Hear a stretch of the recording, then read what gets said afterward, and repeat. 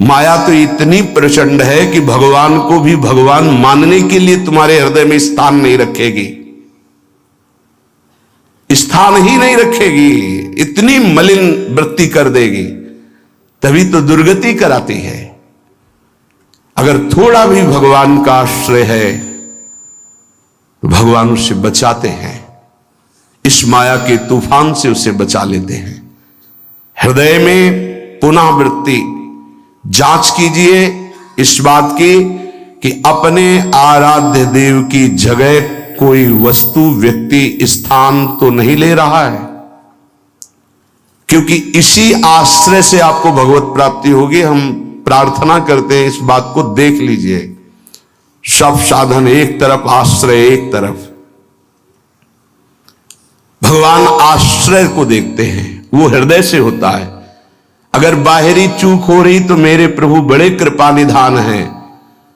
ध्यान दीजिए, राहत ना प्रभु चित चूक किए की, करत सुरत सरबार हिए की। हृदय से इसने मेरा आश्रय लिया, बस। प्रभु का चित्त इस बात से पक्ष में आ जाता है उस उपासक के कि इसने मेरा आश्रय लिया है। राहत न चित्त प्रभु चूक किए की, चूक हो गई, गलती हो गई, प्रभु बिल्कुल क्षमा कर देते हैं उसको, क्योंकि आश्रित है, मेरी दुरंत माया है, जानते हैं, क्षमा कर देते हैं। यदि साधन बल है तो हिसाब आपको देना पड़ेगा। आश्रित हो तो आश्रयदाता संभाल लेंगे। बड़ा सूक्ष्म विषय आश्रय का है, भागवत में इसका वर्णन है। भक्ति का तो ये मूल है, भगवत प्राप्ति का ये सिद्ध स्थान है आश्रय, हृदय में। अवगुण करे समुद्र सम, गणत ना अपनो जान, ना गणत। अगर बड़े अपराध भी बन जाए तो मेरी स्वामिनी जी गणना ही नहीं करती, मानती ही नहीं। क्यों? मेरी चूक है, ये तो मेरे आश्रित है। आश्रित की चूक मेरी चूक, ऐसा हमारे आराध्य देव का स्वभाव है। मेरे शरणागत की चूक मेरी चूक। जय विजय ने रोक दिया, सनकादि ने शाप दिया। प्रभु आए और कहा मेरे सेवकों के द्वारा किया हुआ अपराध मैं क्षमा चाहता हूं। मैं स्वयं मानता हूं कि मेरे द्वारा ही अपराध हुआ, क्योंकि सेवक का अपराध स्वामी का माना जाता है। मानो स्वामी ने ही अपराध किया। हृदय भर आता है प्रभु की इस आश्रयदाता वृत्ति पर। जय विजय से कहा तुम चिंता मत करो, तुम 3 बार अवतार लोगे, हम 4 बार लेंगे। भगवान ने 4 बार अवतार लिया। रावण कुंभकर्ण भगवान राम रूप से अवतरित हुए। हिरणाक्ष हिरण्यकश्यप भगवान नरसिंह वाराह रूप से प्रकट हुए। वाराह रूप से हिरणाक्ष को परमधाम, नरसिंह रूप से हिरण्यकश्यप को शिशुपाल दंतवत श्री कृष्णचंद्र जी के रूप में 4 अवतार लिए। तुम चिंता मत करो। भगवत आश्रय गुरु कृपा का फल है। गुरुदेव कृपाल हुई, भगवत आश्रय दृढ़ हो गया। आश्रित मगन रहता है, अगला कदम कहां पड़ेगा उसको चिंता नहीं है, क्योंकि मेरे जीवन की डोर मेरे आश्रय दाता के हाथ में है। वो जिधर लगाम से खींचेंगे उधर ही इंद्रिय और बुद्धि ये सब उधर ही लग जाएंगे। नाथ आप देख लो, मैं आपकी शरण में हूं। बड़े बड़े महाभागवतों ने इसी आश्रय के बल पर मायावी नाना प्रकार के काम क्रोधात पर विजय प्राप्त की। ये बड़े मायावी, समझ में ही नहीं आता। अगर शत्रु शत्रु के रूप में आए तो समझ में आवे, लेकिन शत्रु परम मित्र के रूप में आ जाए तो समझना बड़ा मुश्किल होता है। शत्रु यदि रिश्ते नाते के रूप में आ जाए बड़ा कठिन होता है। तो मन बुद्धि का संबंध बहुत समय से देहाभिमान में है।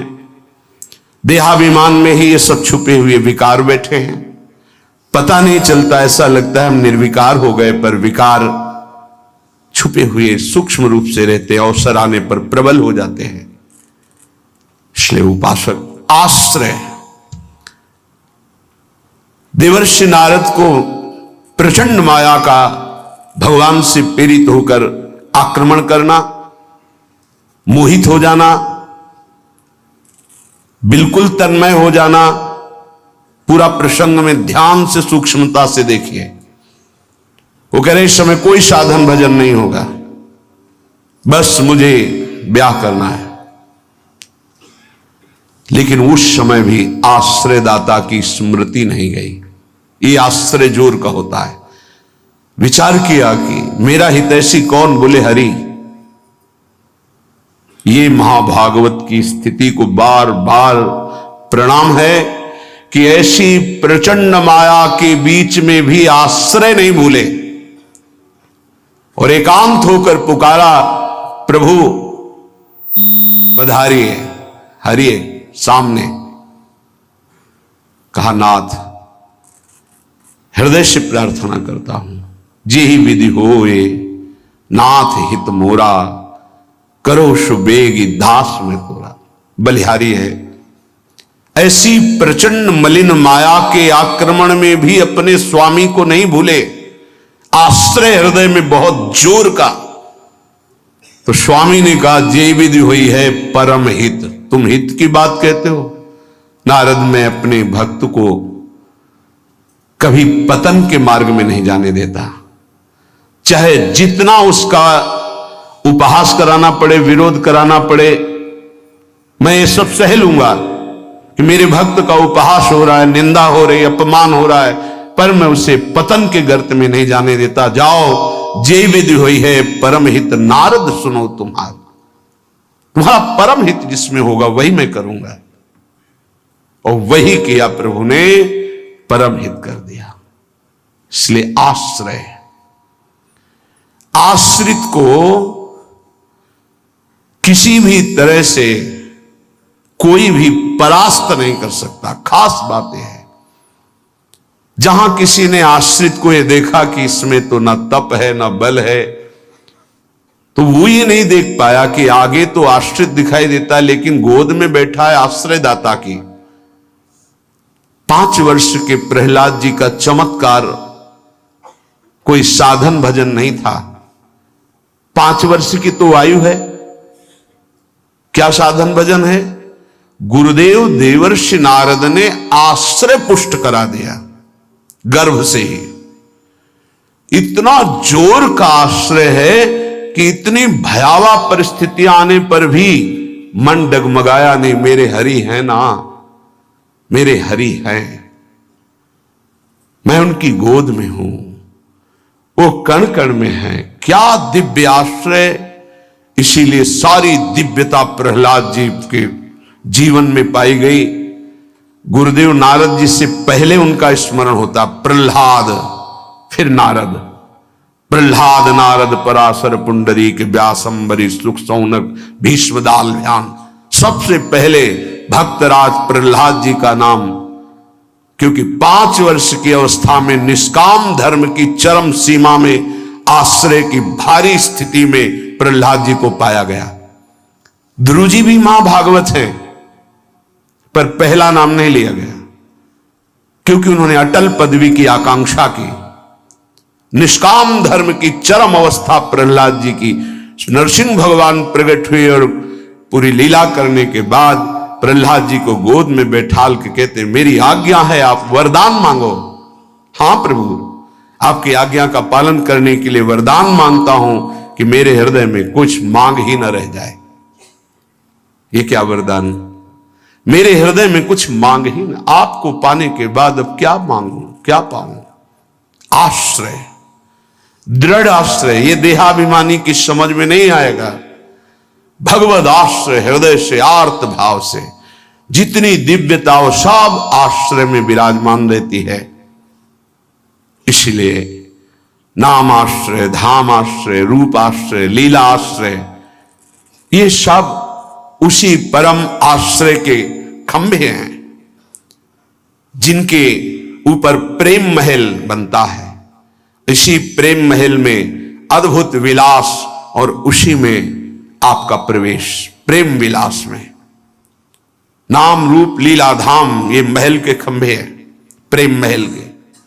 और आश्रय, दृढ़ आश्रय आराध्य देव का। कैसा दृढ़ आश्रय? यह जोरी अविचल वृंदावन, नाहिन आन सुकाज, नाहिन आन सुकाज। मेरे प्रिया प्रीतम, हमारे माई श्यामाजू को राज। देखो आश्रय, मेरे प्राणनाथ श्री श्यामा शपथ करो तृण छिए, कसम खा के कहता हूं, हृदय में केवल श्यामाजू का आश्रय।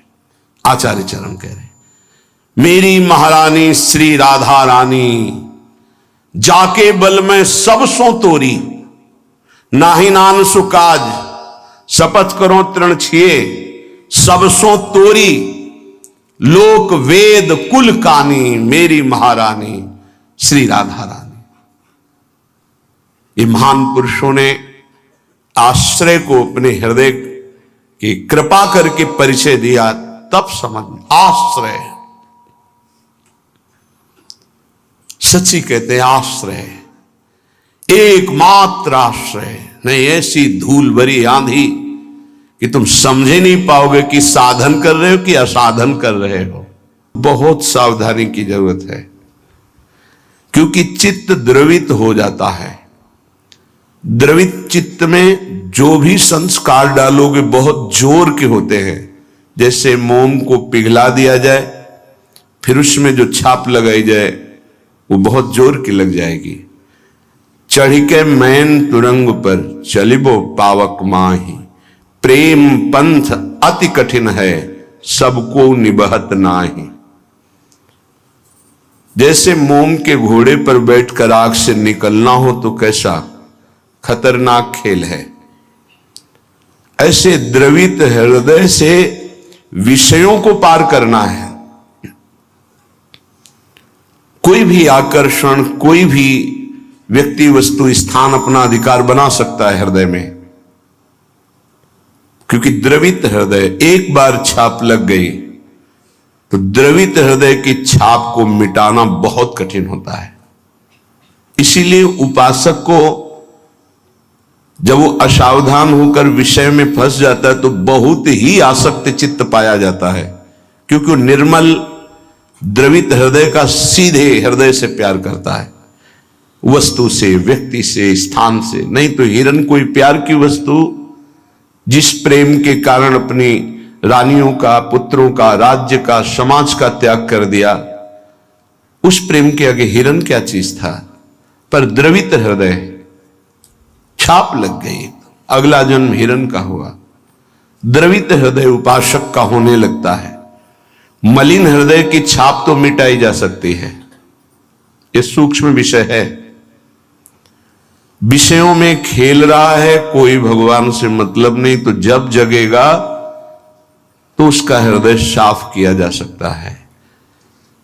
जब ज्ञान होगा, उसको सत्संग मिलेगा तो सुधार बड़ी तीव्रता से हो जाएगा, यदि कुसंग ना हो तो। लेकिन यदि उपासक का हृदय आसक्त हो जाए तो बहुत ही उसमें विचित्रता पाई जाती है। जैसे द्रवित हृदय किसी रूप में फंस जाए, शरीर में फंस जाए, वस्तु में फंस जाए, उसकी एक विलक्षणता होगी उपासक की। जैसे वो प्रभु की तरफ चला था वैसे ही विषयों में अनन्य होकर के चलने लगेगा। द्रवित हृदय बिल्वमंगल जी चिंतामणि में अत्यंत आसक्त, हटे, प्रभु में मन को लगाने की चेष्टा की, लगा, फिर वैसे ही एक नववधू को, फिर वैसे ही नवीन आसक्ति, अर्थात वो अभी हृदय से छाप मिटी नहीं थी। इसीलिए उन महापुरुष ने अपनी दोनों आंखों को ही विदा कर दिया। मेरे नाथ से तू फिर मुझे विमुख किया, अब संसार को देखूंगा ही नहीं। दोनों आंखें फोड़ ली। द्रवित हृदय अत्यंत आसक्त, ये विषयी पुरुष नहीं कर सकते ऐसी आसक्ति, वो विषय में भी ऐसी आसक्ति नहीं कर सकते जैसी उपासक आसक्ति करेगा। इसलिए बहुत सावधान, उपासना के मार्ग में अपने आराध्य देव की जगह किसी को नहीं देनी चाहिए। उनकी जगह कोई है ही नहीं, समान ही नहीं, तो बढ़कर क्या है। पर सही मानिए हम अपने आराध्य देव से बढ़कर किसी को स्थान दे देते हैं, वो चाहे कोई शरीर हो, वस्तु हो, स्थान हो, कुछ भी हो। इसका परिचय यही कि अपने आराध्य देव के स्मरण का महत्व नहीं रहा, स्मरण छूट रहा है, स्मरण छूट गया और तुम राजी हो। तद स्मरणेन परम व्याकुलतेत, इसका मतलब तुमने अपने आराध्य देव से बढ़कर कुछ मान लिया। बड़ी मलिन बुद्धि है, बड़ा मलिन मन है। इष्ट कृपा, गुरुदेव कृपा अवसर आता है मुक्त होने का। इंद्रियों को संयम में कर कर प्रेम समुद्र में डूबने का, पर धिक्कार है ऐसे मन को, ऐसी बुद्धि को जो पुनः मलिन भोगों में फंसा देती है, मलिन संसार के राग में फंसा देती है। विचार करो, कोई भी उपासक जब ग्रह त्याग करता है वास्तविक भगवत लक्ष्य करके, तो कितनी सामर्थ्य उसके हृदय में भगवान देते हैं कि माता के चरणों का राग, पिता के दुलार का राग, परिवार के राग को स्वाहा करके, शरीर के राग को पता नहीं भोजन मिलेगा कि नहीं, व्यवस्था होगी कि नहीं, कोई पीटेगा, अपमान करेगा तो सह लेंगे, हर कष्ट सह लेंगे, पर प्रभु को प्राप्त करेंगे।